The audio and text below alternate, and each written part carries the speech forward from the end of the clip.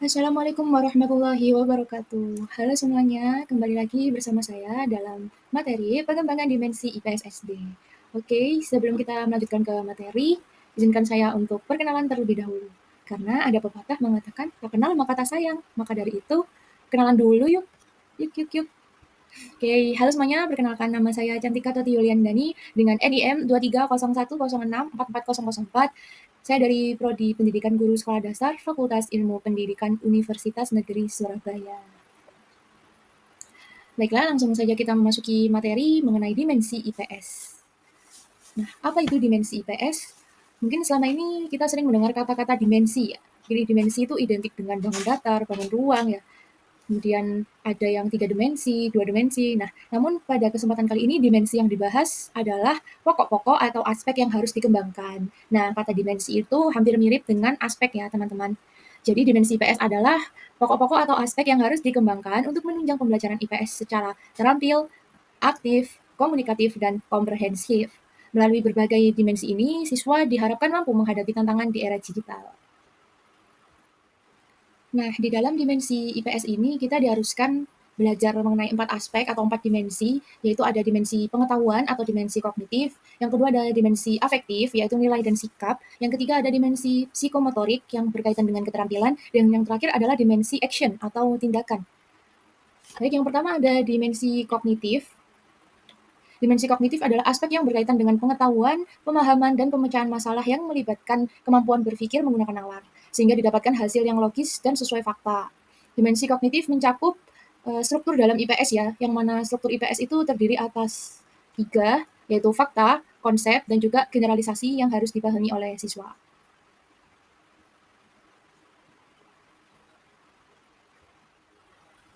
Oke, bagian yang pertama adalah fakta. Apa sih fakta itu?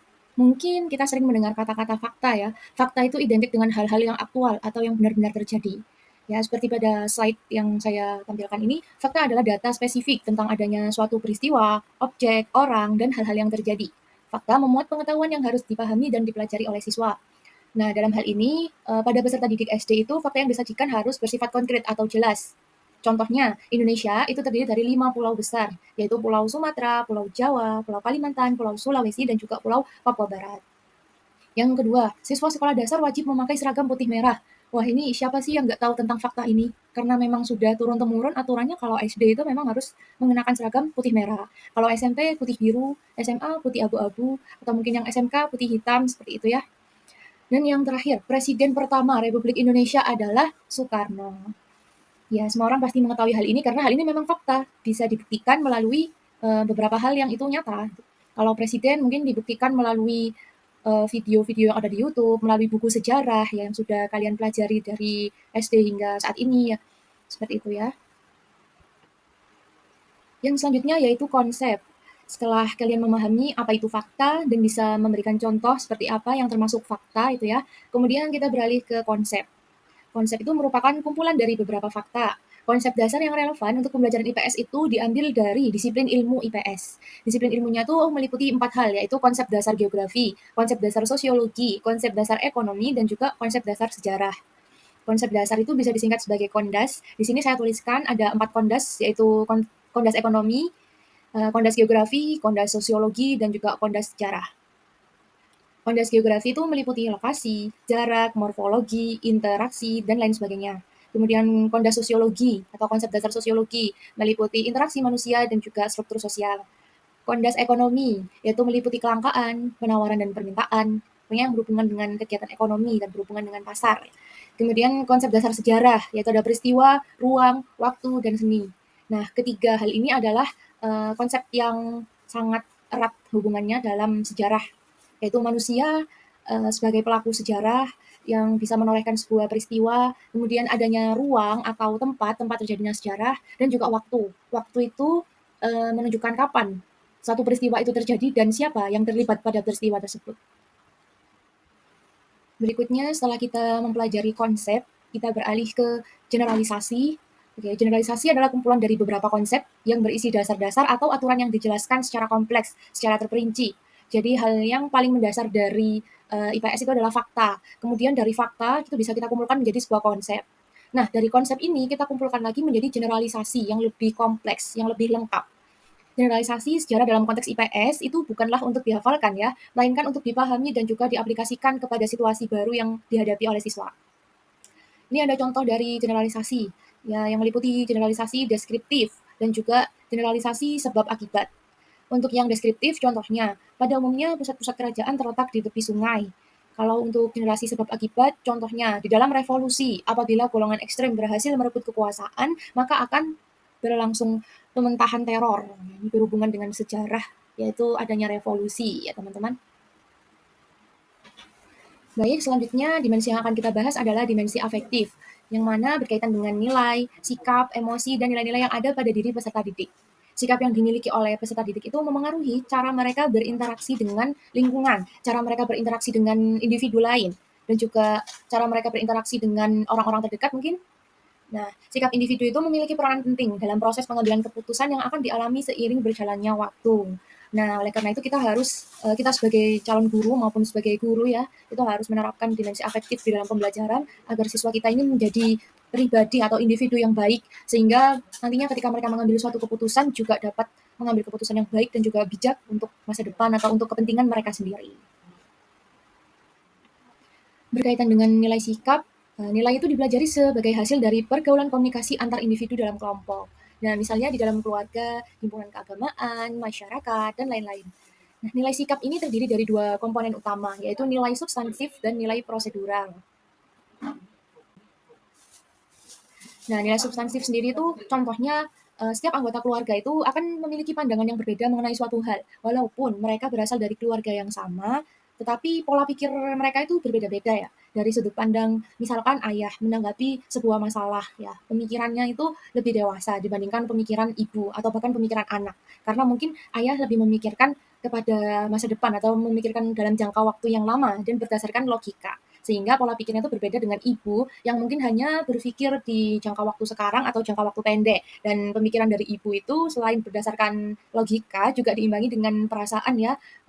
Maka dari itu kayak perempuan-perempuan itu agak labil mungkin ya ketika membuat keputusan atau mungkin kurang kurang tegas ya karena itu tadi mereka masih mengandalkan perasaan ya. Sedangkan kalau pola pikir laki-laki apalagi kepala keluarga gitu ya sebagai seorang ayah atau mungkin kakak laki-laki ya pola pikirnya tuh lebih matang dan lebih tegas gitu untuk dijadikan suatu keputusan. Yang berikutnya adalah nilai prosedural. Nah, untuk nilai prosedural ini tuh yang harus diajarkan kepada peserta didik ya, kepada anak-anak kita nantinya itu meliputi nilai toleransi, nilai kejujuran, menghargai pendapat orang lain, dan yang tak kalah penting itu harus memiliki rasa empati terhadap orang lain gitu. Karena kita hidup itu berdampingan, sehingga kan banyak perbedaan yang sering muncul, yang sering kita temui ya. Jadi kita harus mengajarkan kepada mereka bagaimana cara menghormati perbedaan yang ada, bagaimana kita menjelaskan bahwasannya Indonesia itu beragam, banyak suku, budaya, agama, adat istiadat gitu. Jadi kita itu harus menghargai keragaman yang ada. Untuk apa? Ya untuk menjaga kerukunan antar umat beragama, menjaga kerukunan persatuan dari bangsa Indonesia ini sendiri gitu ya. Untuk lingkup kecilnya di lingkup keluarga itu juga menjaga kerukunan antar anggota keluarga ya, dengan cara saling menghormati, saling menghargai dan juga menerapkan rasa toleransi tadi. Dimensi yang selanjutnya ada dimensi psikomotorik. Nah, dimensi psikomotorik ini berkaitan dengan keterampilan peserta didik melalui gerakan anggota tubuh maupun melalui pemikiran. Aspek psikomotorik ini sangat penting dalam mendukung peserta didik untuk mengimplementasikan pengetahuan yang telah mereka dapatkan melalui tindakan nyata. Lantas, apa saja macam-macam dimensi psikomotorik itu?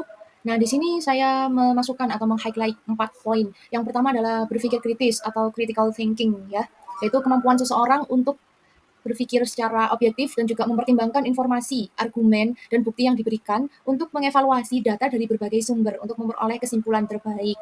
Nah, kita perlu menekankan ini kepada siswa agar mereka itu mengetahui dasar-dasar dalam pengambilan keputusan itu seperti apa. Yang kedua adalah partisipasi sosial atau social participate, yaitu melibatkan kemampuan untuk berkolaborasi dengan orang lain, termasuk kemampuan untuk mendengarkan dan juga menghargai pendapat orang lain demi mencapai tujuan bersama. Yang ketiga ada keterampilan meneliti.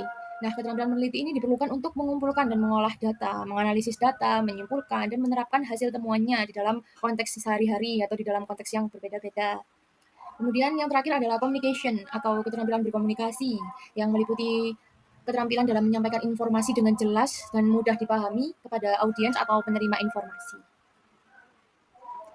Baik, selanjutnya setelah kita mengetahui apa saja yang terdapat di dalam dimensi psikomotorik, lalu kita sebagai calon pendidik maupun yang sudah berprofesi sebagai tenaga pendidik, itu mungkin memerlukan penilaian pada dimensi psikomotorik. Nah, di sini saya meng-highlight atau menyorot 4 hal yang dapat dijadikan acuan dalam penilaian dimensi psikomotorik. Yang pertama berkaitan dengan keterampilan tangan.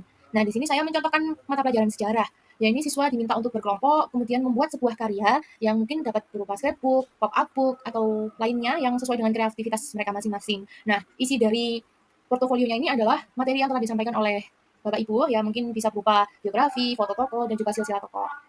Kemudian ada keterampilan berkomunikasi, yang mana di sini kita ya sebagai seorang pendidik itu dapat memberikan tugas berupa kegiatan bermain peran, kemudian presentasi. Ya. Intinya yang kita nilai di sini adalah keterampilan siswa dalam berkomunikasi, dalam menjelaskan maksud dan juga informasi yang telah mereka temukan, yang telah mereka dapatkan itu dijelaskan kepada audiens. Sejauh ini seberapa pemahaman audiens terhadap materi ataupun kegiatan yang telah mereka paparkan seperti itu. Nah, lalu untuk presentasi sendiri kita juga bisa menilai sejauh mana tingkat percaya diri, kemudian intonasi pelafalan kalimat, pelafalan kata, seperti itu. Selanjutnya ada keterampilan menyusun, misalkan pada mata pelajaran geografi atau pengenalan batas-batas wilayah. Ya. Di sini siswa diminta untuk membuat peta buta, lalu menuliskan nama provinsi dan penampakan apa saja yang terdapat di dalam provinsi tersebut. Misalnya, siswa itu membuat provinsi Kalimantan ya. Nah, kemudian siswa harus mengingat-ingat bahwasannya provinsi yang mereka gambar itu adalah provinsi Kalimantan. Nah, di sana identik dengan apa? Misalkan di sana ada Gunung Merapi, disebutkan saja Gunung Merapinya namanya apa. Kemudian di sana juga ada sungai yang sangat terkenal, namanya sungai apa. Nah, mereka bisa menyusun dan juga menganalisis melalui tugas tersebut. Dan yang terakhir yaitu keterampilan merangkai alat peraga. Nah, di sini bukan hanya Bapak Ibu atau guru ya yang bisa membuat keterampilan alat peraga ini, tetapi juga siswa atau peserta didik itu bisa diberikan penugasan ini sebagai nilai keterampilan. Nah, mungkin bisa membuat denah rumah melalui kertas origami atau mungkin bubur kertas gitu ya, dibuat denah rumah ke sekolah atau hanya membuat denah rumah kemudian dijelaskan bangunan-bangunan yang terdapat di sekitar rumah mereka itu ada apa saja gitu. Misalkan rumah mereka dekat dengan pasar, dekat dengan apotek, dekat dengan toko buku atau lainnya ya. Nah, bangunan-bangunan tersebut itu dianggap sebagai kenampakan alam yang ada di sekitar mereka. Mohon maaf, kenampakan buatan ya, karena kalau bangunan itu kan dari manusia ya yang membuat. Sedangkan kalau kenampakan alam kan sudah dari Tuhan Yang Maha Esa, seperti itu. Setelah 3 dimensi tadi kita lampaui, sampailah kita pada dimensi IPS yang terakhir, yaitu dimensi tindakan atau action. Nah, di sini tindakan sosial itu merupakan dimensi yang penting, sebab tindakan dapat memungkinkan siswa menjadi peserta didik yang aktif. Dengan adanya isu-isu sosial, mereka dapat berpikir dengan jelas dan mencari penyelesaian melalui tindakan tersebut. Nah, ini ada model aktivitas di dalam dimensi tindakan. Apa saja model aktivitasnya? Yang pertama ada percontohan kegiatan dalam memecahkan masalah di kelas, seperti cara berorganisasi dan cara bekerja sama. Nah, misalnya siswa usia 5 tahun memberikan pendapat kepada gurunya tentang tempat wisata yang pernah mereka kunjungi dan mana yang menurut mereka paling menarik perhatiannya dan apa alasannya. Terus, kenapa mereka mau mengunjungi tempat itu lagi di kemudian hari. Nah, yang berikutnya, berkomunikasi dengan anggota masyarakat. Misalnya dengan kelompok masyarakat pencinta lingkungan, pengrajin, dan dapat juga melalui wawancara dengan pedagang di pasar tradisional. Lalu yang ketiga adalah pengambilan keputusan melalui kegiatan inquiry. Nah, kegiatan inquiry apa saja yang akan dilakukan? Nah, misalnya pada materi peristiwa alam. Nah, guru dapat menyajikan suatu peristiwa alam. Contohnya di sini banjir. Siswa dapat merumuskan masalah ya, seperti apa penyebab dari banjir, terus bagaimana sih cara mengatasi banjir tersebut. Nah, lalu mereka dapat berobservasi, melakukan kegiatan observasi atau bereksplorasi ya kepada masyarakat yang terdampak banjir. Lalu mereka bisa melakukan wawancara atau bertanya, kira-kira penyebab banjir di situ itu apa? Kemudian cara penanganannya itu seperti apa? Nah, sehingga dengan cara seperti ini tuh bisa efektif dilakukan siswa untuk di dimensi tindakan ini tadi. Baik, keempat dimensi IPS tadi telah saya jelaskan, telah saya paparkan. Saatnya kita beralih ke kesimpulan presentasi. Dari apa yang saya sampaikan tadi, saya dapat mengambil 3 hal penting ya. Yang pertama itu melalui pemahaman dan penerapan dimensi IPS, siswa dapat mengetahui dan memberikan solusi terhadap fenomena sosial dan hubungannya dengan manusia. Yang kedua, dimensi-dimensi dalam IPS membuat siswa dapat berpikir kritis dalam memecahkan isu-isu sosial secara efektif. Yang terakhir, dimensi IPS membuat mereka atau membuat para siswa lebih dewasa dan membantu mereka menjadi warga negara yang bertanggung jawab dan peduli terhadap apa yang sudah mereka ambil dan juga bertanggung jawab dan juga peduli atas risiko dari keputusan yang mereka ambil. Mungkin cukup sekian yang dapat saya sampaikan. Selebihnya saya ucapkan terima kasih. Terima kasih banyak sudah mendengarkan dan juga menyimak pemaparan materi dari saya. Apabila terdapat kekurangan selama menjelaskan, saya memohon maaf. Terima kasih. Wassalamualaikum warahmatullahi wabarakatuh. Sampai jumpa.